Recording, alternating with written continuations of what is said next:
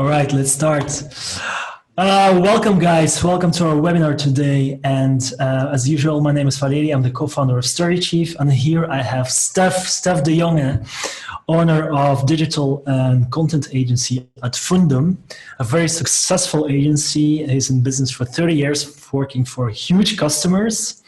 And today, Stef is going to explain us a bit more about how did he start, how he got his first customers, how he's scaling, what are the values. It's all about him today. We're not talking about our tool in any way. It's not a promotional webinar. It's all about you guys and Stef to share his knowledge to the young audience. And looking forward to it. All right. Hello. It's strange to see you all behind this little instrument. My English is not so perfect. I'm from Flanders. It's great. And I'm going to do my best to speak as nice as I can in English. But here and there, maybe I will not find the words. So I hope Valerie will help me then with searching the words. No worry. It's all great, Stef. I'm also not English native or something. We'll just try. Just put some West Flemish words in between. I think that's great. That's a good idea. Stef, maybe you can tell me a bit more about who you are yourself and how did it all start? How did you enroll in this business? How did I get into communication and agencies? Yeah, I started up a long time ago. It's when I was 12. I went here in the backyard in the Higro was the name. It called Adfundum Hogeschool today. Yeah. I was there when I was 12. I learned to take pictures and to screen, I think, to print with screen print. Also with LED, linotype and stuff like that. So afterwards, when my study was finished, I started up to sell things because I'm an entrepreneur as the basics of my knowledge. So, a real hustler. Yeah. So I took all my experience about printing and graphism because I liked to draw. I took all my experience and I started to roll out and to try to sell things to people. And I had two friends, they started up an agency. They came from St. Lucas, also here in the backyard. They were used to be conceptual and storytellers more than me at that time. And I sold them things. Printing things and printing stuff because they didn't know what was a quadrichrome and stuff like that. Yeah. So at a certain point, one of the two guys, he said to me, I had to come hijacking. I said, why did you hijack from Bruges to Roeselare? I said, I had no money anymore because it just started up and we don't have no money. So I say, okay, but it's terrible. And I said, the last job that he did for a client, the name was The Layer. It was a small company who had a nice contract with them, and I could do the production of the printing. So I earned a lot of money, and the price was not high enough. So they put the price very low, so they had no money anymore. So we had hijacked to the company, and I told him I feel how do you say I feel I thought, oh, anxious. Yes, I said. You didn't earn no money. Say, shit, maybe I have to help you because I earned a lot of money with the job that you gave to me. So he said, maybe we need you to come in the company. So I went into the first agency. I rolled in like that. Nice. The company was BAD, Belgian Advertising. At the time, we were first of in that time in Roeselare. There was Easyham, you had a company, and maybe one in I think Kortrijk and Brugge. But that was it, because at that time, I'm speaking about 30 years ago, end of the 80s, begin the 90s, communication and marketing was like people were on the glasses and on the vitrines, they painted stuff like that. All the rest was not invented yet. So we started up to tell stories to the people. First of all, we had to be like missionary, missionary going to Africa. We went to the clients and we said, you need a logo. So, what is a logo? So we had to explain what the logo was. So we went to all the clients. They had already a sort of logo, a sort of color, and we put it into the market. And we had one big client, was the Koning Plastics, was an international company. They went on to the stock market, and the owner, he said, that they were told they had to need a corporate identity. And he said to us, you know what a corporate identity is? we were youngsters, 25, we heard about it in school, but we never made a corporate identity at that time. But said, yes, we know what it is. So we started up the corporate identity and it all was rolling. We had first pickup and stuff like that. So it went sky high. In 10 years, we had 45 people and oof. And do you remember how big was the deal size? At that time? Yeah. I think we had champagne. I remember it. It was a deal it was 1 million Belgian francs. It's 25,000 euros. All right. It was huge. It was the deal of our life. We thought, no, we are rich. But you have to work a lot for it also. You told me a great story about the cinema. Oh, that's also great, I think, to share. A bit later on? A bit later, we had a few clients. And we wanted to show off because we were in the communication agencies. You had to be a little bit like in Brussels and Ghent and Antwerp. But you didn't have the money to buy them tickets or to go to the cinema or stuff like that. And the boss of Kinepolis, Jos Bert, we met him on, I don't know, somewhere in a cafe. And we were talking that we were artists and creation boys. And he said, in Ghent we have Dicascope. Next year, he said, and Dicascopes is 10 years. It's an anniversary of 10 years, and he told him that we would paint for him for free a big wall screen, and we could have vouchers to go to the first avant-premières with hundreds of clients. Okay. And we made the deal, and in the 3 months of vacation, the guys from St. Lucas, Frederik and Jan and Christophe, they painted all heads of big artists, cinema like Schwarzenegger and all the big guys on the screen. It was a screen like, I think 20 meters on, 5 meters high. We put it on the wall. We invited all our clients and we were there and we could have a lot of talks and it was a good moment because then we lived up again a little bit more. Yeah. That's great. For international people here who are following, so Kinepolis, this firm, is actually a big chain, European chain of all the cinema, the biggest one. So good to hear that. That was a great way to enroll. I think with the first agency I had, we had a contract on year, I think for 10 years. And we also could go with them to Show West. It's in Las Vegas. Every year you have Show East in the east side of the world, and you have Show West in the west side of the world. We were busy with exhibitors of cinema, and we were also invited. So we went to the big parties, like starting up chains with people, the big stars. It was the time of our life. You're 30 years old, you can go to Las Vegas with your client. So that's why we did it at that time. And can you remember? Or right now, who are your biggest customers? What kind of customers also do you enjoy working with? What types of customers? I think if you have a good relationship with your customer and you're inside of their company or maybe almost like a piece of it, then you can tell the story as it is your own. And I think that makes also the difference. We try to be into the company as much as we can. We cannot do it in 1 or 2 or 3 months. We have to grow inside of them in 1, 2, 3 years. But most of our clients, we have a very long relationship already. And after DAD, I sold my shares to my friends. I restarted myself in 2003, I think, something like that. Solowiti. I started out very small, me, myself, and one guy from the graphics. In my house, I just threw out the port, and I put it in a glass, and I put in some tables and chairs. I bought me 2 Macs and up and running. First year was great because it's always great to start up with your boots in the but we grow fast. So we're 15, 16, 17 years busy now. We have, I think, a crew of 10, 15, 16 people. And the clients that we work for the long run, we are almost inside those clients. And when they ask us something, we go, it's much better. You understand them better. you don't have to talk a lot to have briefings or like this. We have small briefings and we make. Yeah.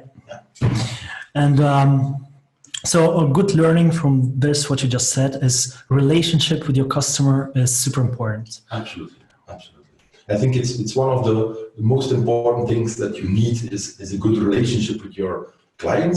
And also you have to try to share also the people with the talents with your client. Because sometimes if you have an agency, you have the salespeople and you have the creative people, and sometimes it's a bit tricky when you put in the clients directly to your creative people.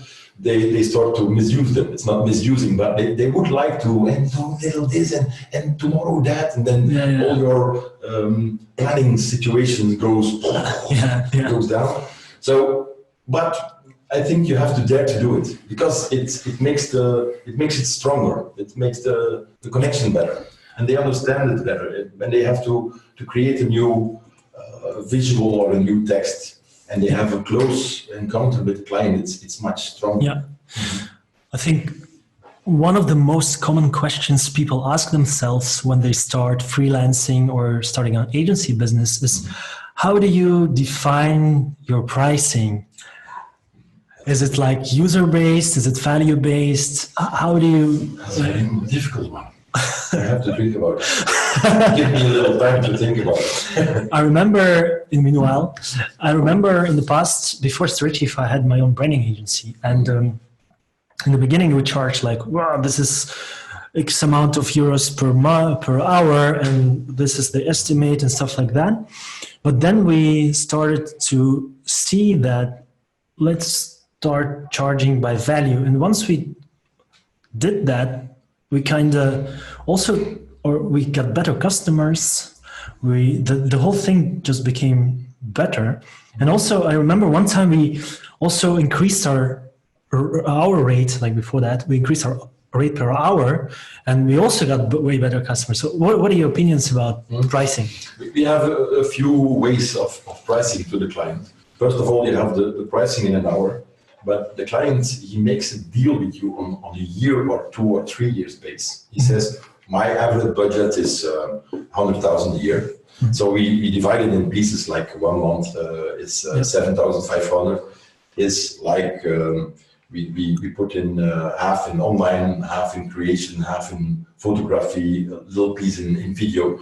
That's one way to work. And then you have the other way of work is indeed value, like pieces, like you say we're gonna make a report every month, every 3 months, and we will do that for you. And then we're gonna report you, and then you will see these are the results. It's more result based. Yes. And there, if you want to grow and if you want to go fast, I think the second way is the better way, because the better your organization is working, the more you have a netto result. Because if you go slow, it's the same price, but if you go slow, you earn no money. If you go faster and better, and you have more and better results, your client will be happy and your results will be better financially. So, but you need them both, because you need a stable rhythm, because if you only work on going fast and you will burn yourself. And it's also dangerous in the beginning to burn yourself. Yeah. It's super interesting. I think also, like, when you started yourself, you said you were a very creative person. Like you love to draw and be creative, and then I think the bigger your team, the more your role evolves, when you have to at some point let your creativity go and start be a manager. That's so difficult. But that's not the most difficult thing that I could encounter. I think the online way of working for me was one of the biggest encountering things, and for me to get over.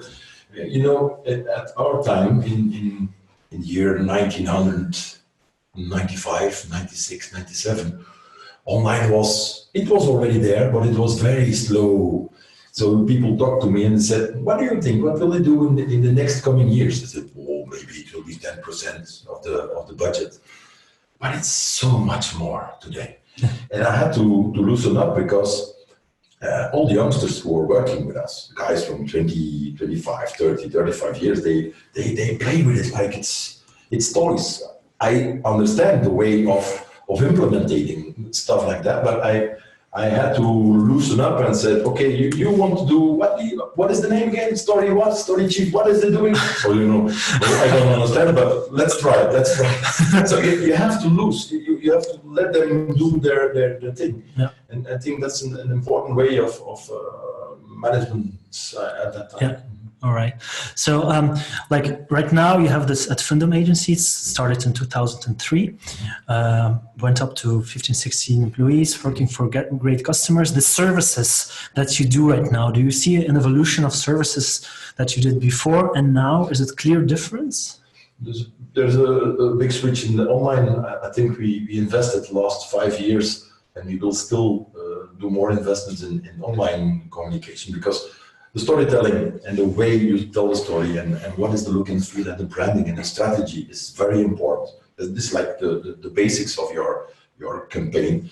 But the ways you roll out in the future and for your client, those ways, they will change a lot, I think, in the next years. If I look back in 30 years and I see the movements, I see it's always going faster. So I think if we go increase at this speed, I don't know what will happen in the next 10 years, because if I look back 10 years, I look back forward 10 years, it will be, it's like a rocket.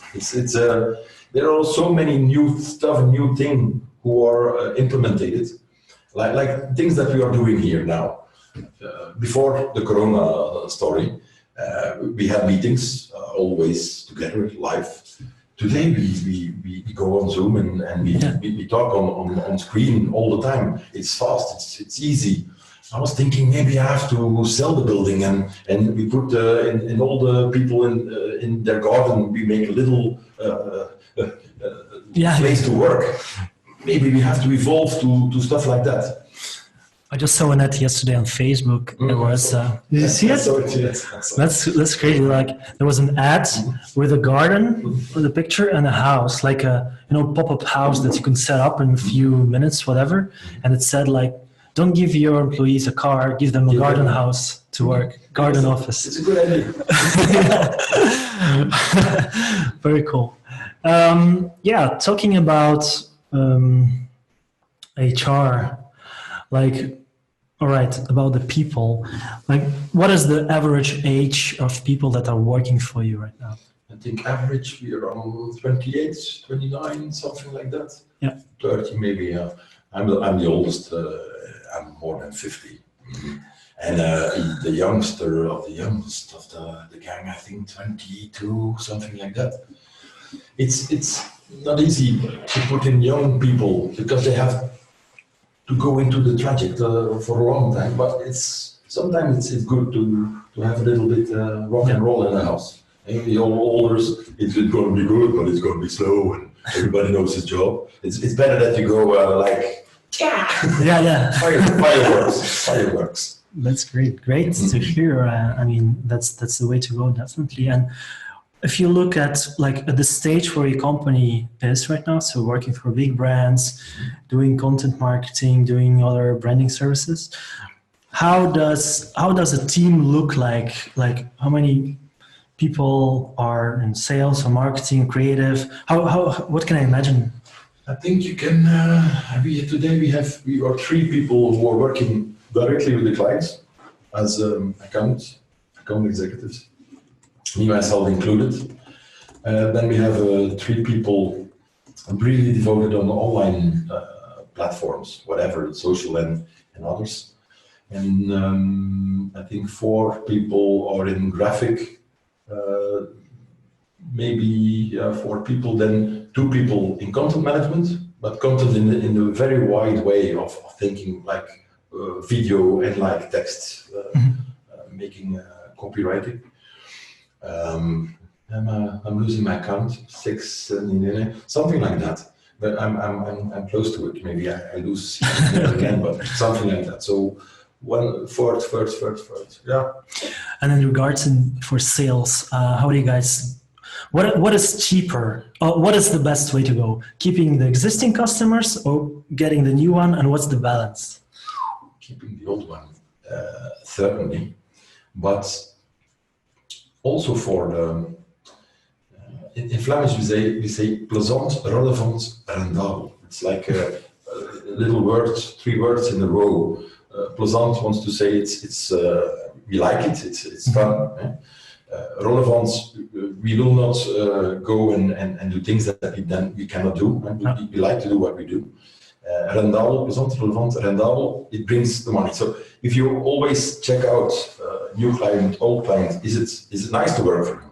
Or is it shitty to work for them? Yeah. You have to put those 3 things in balance. Yeah. Once you have them in balance, I think is the best way to think about new clients.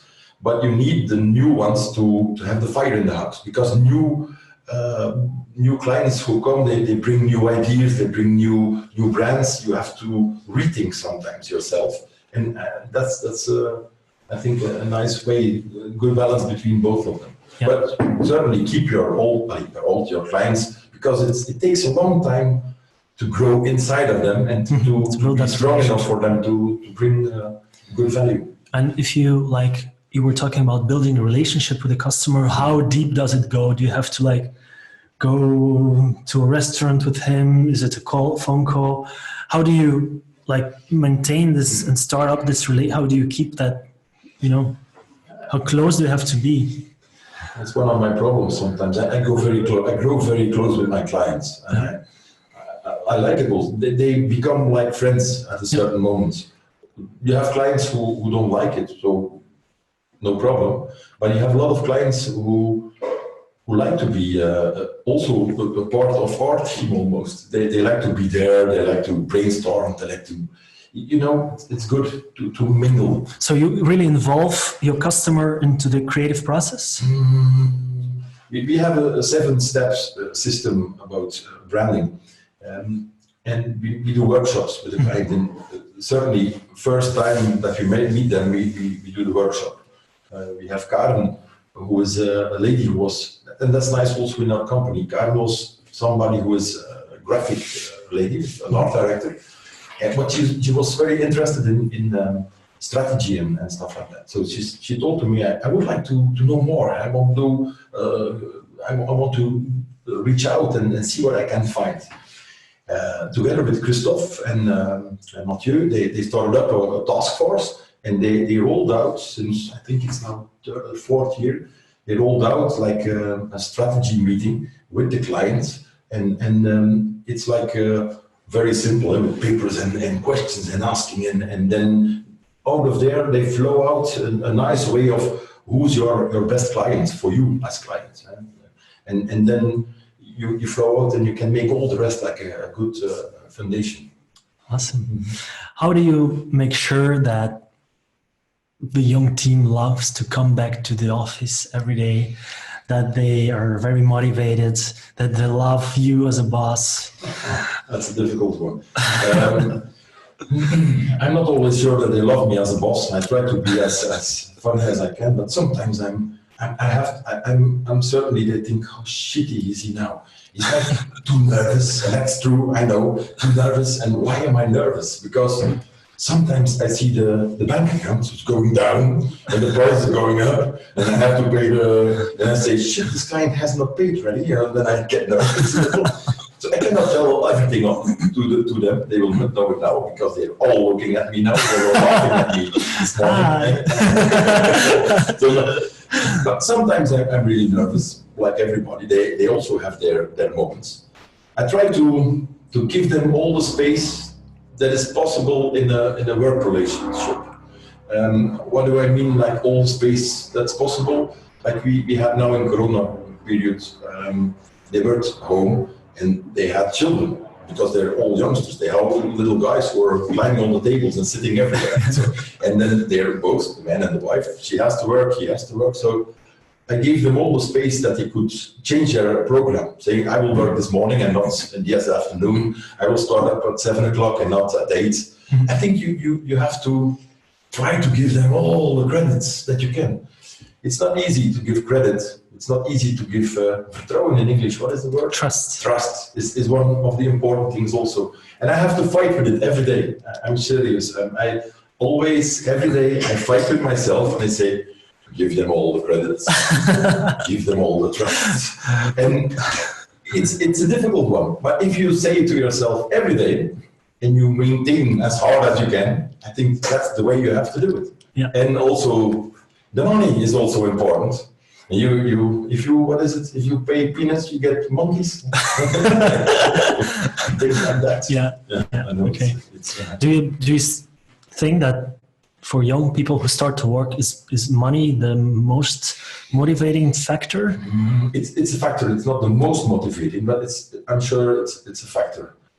You have to have a good base. Young people have to understand that if you start up, you cannot gain what somebody has when he's 30 or 35, already 10 or 15 years experience. So there has to be a grow possibility. And youngsters sometimes they would like to start here already. And then I say, when will it go? So that's a difficult one. We try to do something with, I don't know the word in English, sort of a bonus. If the company does it well altogether, because that's also a tricky one. Yeah, if you start up to make a bonus system and you do it for everybody together, you have to work together for it. That's a sort of payment system. That's a good one, but it's also a tricky one. If market's going down, everybody says, "Yeah, but last year we did it good. Well, this year is not good." It's a tricky one, but it works. It works. Yeah, very cool. Great learnings. What do you think? What will an agency look like in 5 years from now? Like your business, how do you see it evolve in 5 to 10 years? We have Corona crises will be coming up. We'll have some whatever political stuff going on everywhere. We have all people working from Zoom, from home. We have all the tools and stuff coming out. What's happening with the world? Like, what do you think? What will happen with your business? I have an impression that the independence of people who are working in an agency but still being independent will evolve. You have a lot of people who are not in a payroll system, but they are independent. They are specialists in their own kind of way. They have one specialism. Like you have somebody who's a specialist in Photoshop. Yeah. This guy, he only does Photoshop. You give him a picture, you say, "I want a six-pack." Oh, you have a six-pack, it's perfect. So I might need that. or a book job, or a nose, whatever. He can do it. I think it would be a nice way to evolve and specialism. Yep. But in the last years in the 30 years that I'm busy, in London they started up a company. The name is escaping me now, but they started up all individually. So it was a company, and everybody who worked in the company was a shareholder. Yeah. Okay. The idea, the theory was great, and it worked in the beginning incredible. They exploded, but they went like this because at a certain point, I think we all are the same. If you need a little fire, you need a little bit of, you need to be hungry, and if it's coming by itself, you go slow. That's what and the rest, I don't know. And it's really, like you say, it's a lot of new things are coming onto us. Yeah, yeah. You never know, of course, yeah. And if we talk about content marketing, what is content marketing for you? Content marketing is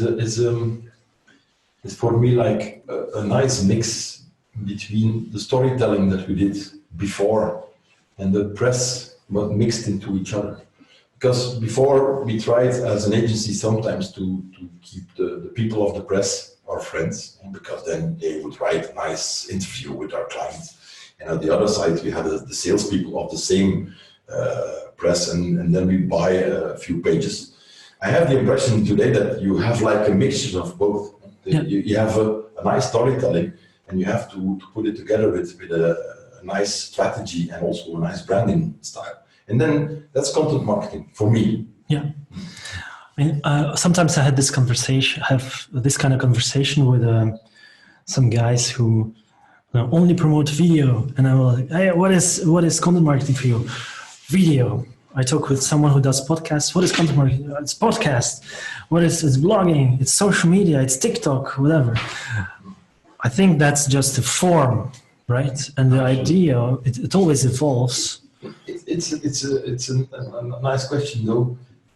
One of my, it's not a real hero, but one of my heroes is meneer Rick de Nop. He was after his father, one of the strong holders of Rolata Media Group.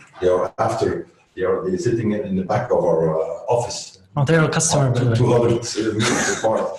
And we started up in the 80s, 90s with local BTV and stuff like that. Mm-hmm. And this guy, he always said, if you want to communicate, you have to have an approach of 360. And that's always, and it will be the same. It's a 360 approach. And your 360 approach is like, how do I approach the market?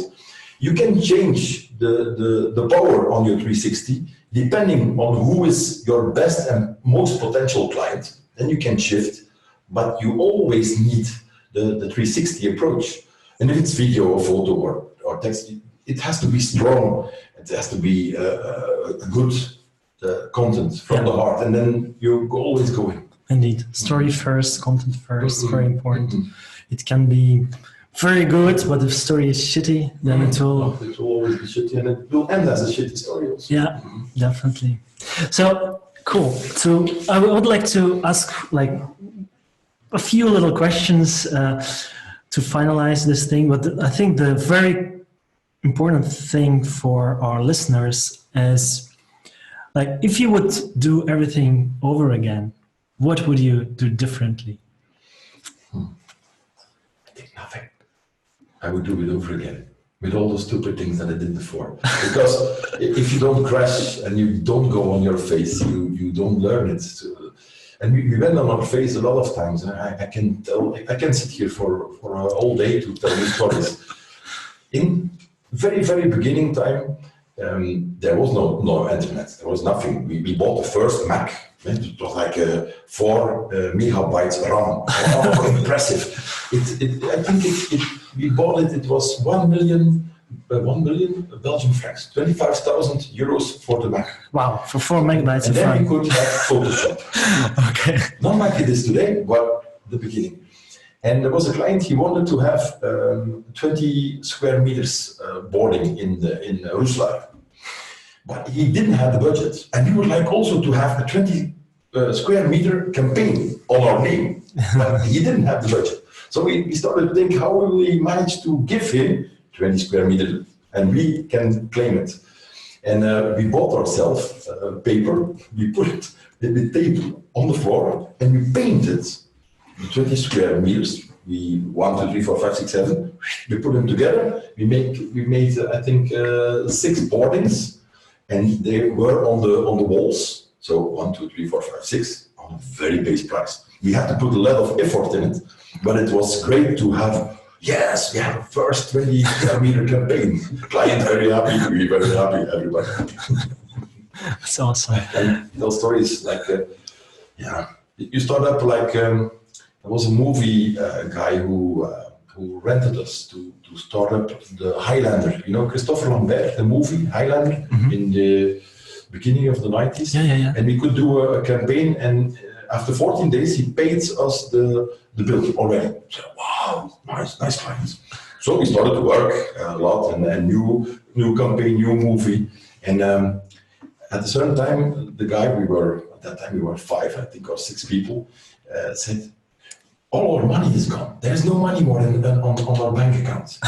And we were 6 or 7 weeks later. So normally the guy, he had to pay us, but he didn't want to pay us anymore. So he went down. We almost went down because all the money that we earned, the 6 months that we worked, was gone. That's why it's good to be very crazy. By the way, guys, if you have any questions, feel free to ask, because Sam here will be. Is also here. He can reply, and I can also. Interesting question that I got here also is, what about the feedback that you get from the customers? Because I remember in the past myself, sometimes you had customers that were like, "Oh, you're the expert, do it." Sometimes you did something, and they're like, oh no, I want it in Comic Sans, you know? How do you cope with that? That's a nice question also. I think you have to try to get in between, because if you have clients who really know what they want and you don't give them a little bit in their way, they will leave you. If you have the feeling that they are really wrong and it will not work at all, and you cannot convince them to change their ideas, then maybe you have to take distance and to say, okay, I'm sorry, but we cannot work together. But most of all, if you gain the trust and in a few years, after campaigns who are really working, and you have to be honest with them and say, let me try, let me show you that the things that we will do for you will work. And once you can manage to go in these systems, they will go with you. But it takes a lot of time. It's a fight that we have almost every week with creation people says, why do we have to change? It's good like that, and he wants it like in red or blue, or because he loves red or blue. But we always work in yellow. Yeah. You know, sometimes it's crazy. Yeah. So you have to. Okay, that's great. Right. Yeah, I think it's. Do you believe in tooling? Do you believe in the fact that technology can change the way agencies work? They can work better, worse. What are your opinion on digital transformation and you know, working with tools that create efficiency as they claim to do so? I'm sure that it's changing all the time, and I feel that the people who are working with the instruments that we have today, the tools that we have today, it's much easier. I was making last time, if I see where we come from and how we did it before, and how we have to do it, we can do it today. If you implement and put on a little price on top of it, you can go much easier and much more comfortable. And it's always about, if you want to gain the trust of your clients, you also have to give him more fingers into your own system. And I think that's the way we're going to evolve, that the clients will, we give them more information so they learn more, because that's a booby trap. If we have clients who are really very ignoring and they don't know nothing about online communication, and we have to try to convince them, it's a really long way. Yeah. So if we feed them good information, they start to know what we will do, then they say, oh, okay, now I understand how the system works. And then it goes smoother. That's great. Final thing, Stef, I would like to ask you, if you would talk to your younger self 20 years back, what would you advise to yourself? Imagine you are watching, you are 20 years old, 20 years back, sitting there and watching this show. What would you say? Maybe go faster and go crazier than you already thought that you were doing. You cannot go fast and crazy enough. And you have to do it when you're young. I think the obstacles when you're young, they seem like very high, but you can jump much higher. If you're getting older, not that I'm old, but you're getting older, the responsibility in your head is blocking you off to go faster. And I'm maybe an example of the difference that I dare to do new steps, but I think it's important to still go full force. Awesome, great advice, super cool. Now, thanks for your time, Stef. Final word in West Flemish, please. Op je droombolle goed, op je er vaste aan het hart, het is toon dat we langer en verder mogen communiceren. Great, thanks, Stef. Thanks a lot. Thanks for no hands, Corona. It's like questions. Questions. Yeah. Go ahead, Sam. Okay, we have one question from Peter Jan. Here he is. He asked, can I get a raise? No.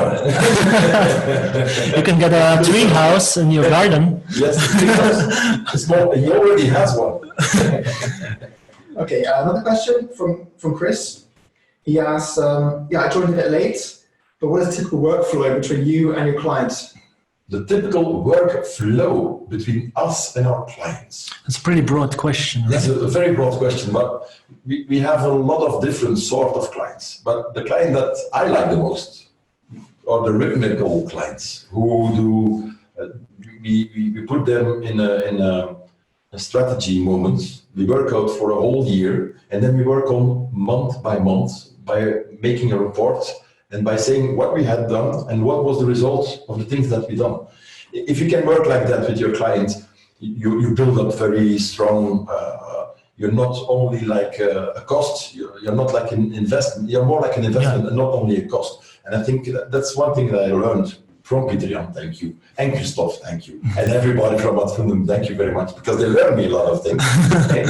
And that's really a big difference. If it's not a cost, but it's an investment, your client stays with you, and he will not cut you back if it's going down. He will say, oh, maybe we have to keep it like that because it's working.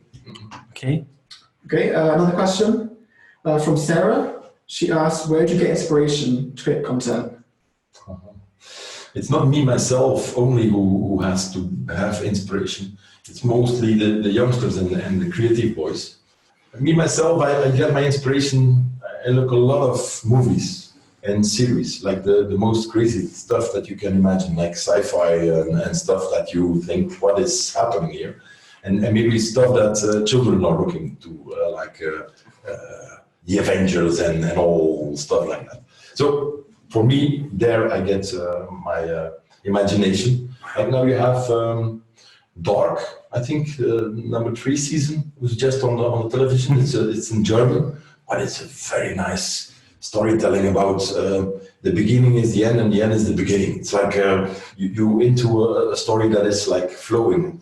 It's that's what I do. That's great. I remember when I did this branding thing, I tried to also get inspiration from different sources. I didn't go for example, if I needed to learn how to draw a glass, I wouldn't, or to do something with it, I would also look elsewhere, like totally different spaces. I would meet up with people that are from totally different, not designers, but other people and exchange. The mingling of those things.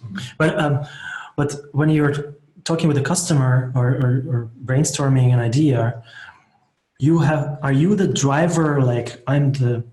Like this is where we'll go. This is our end goal.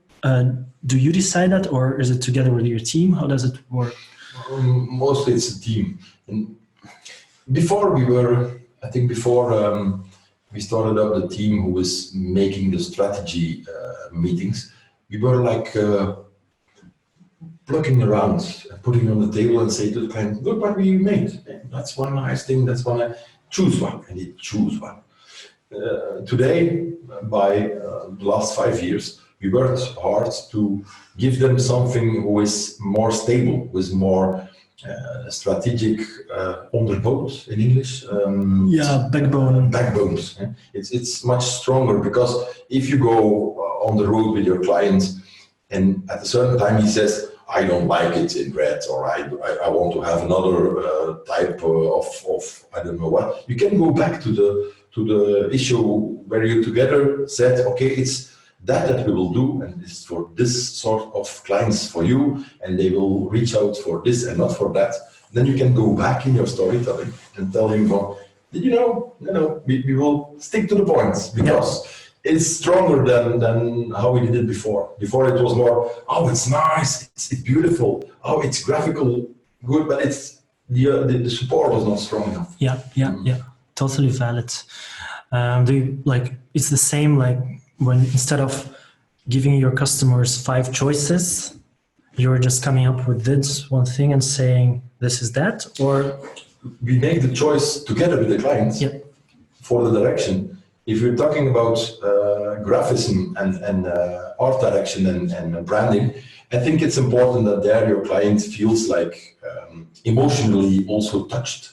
So there you have to go, like, give him 1, 2, 3, 4 maybe 5, because it's always like that when we start to create, and our art directors start to create, they cannot stop. It's always, we have to stop. They make a lot of things, and then, wow, that's a nice one. Oh, that's a nice one.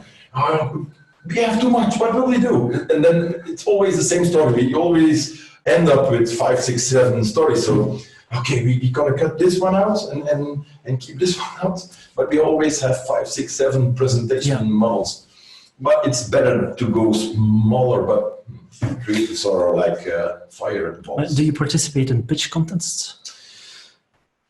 If it's possible, no. Because it's not fair. I don't find it fair for the other clients. We take the money from the other client and the time from the other clients, and we put it into a new story or a new pitch where you never know. You have one chance on, depending on. If it's possible, no. Okay, one more question from Rob. Rob asks, do you use content marketing yourself to acquire new clients? Rob, that's I wrote it down here somewhere. It's about the pipe, and it's not me who wrote it down. It was Peter Jan, and it was a good one. Just to repeat a question, maybe if they don't hear, do you use content marketing yourself to acquire new customers? It's about the pipe, and that's always leaking. You know, we are like a plumber, and we have to do it. We are busy today, and due Corona, we have a little more space, and we're busy today to work on it, but the pipes are still leaking. I know, we have to do it. I think it's important for an agency to use content marketing to showcase your work that you did for others, to create that momentum and, to show off what you can do, and then. Absolutely. Yeah. All right, Stef, thanks a lot for coming over here. We are going to, I hope you guys enjoyed the show. I really enjoyed the conversation, Stef. We also have a little present for you. Not sure who has it. Okay. Yep. You do it live. Yes. Thank you. Thanks for coming over, Stef. And looking forward to what you're up to in the future. We'll follow you on all the social media and stuff. So and if you're around, just jump in. Okay. Thanks a lot, guys. Bye-bye. Bye-bye.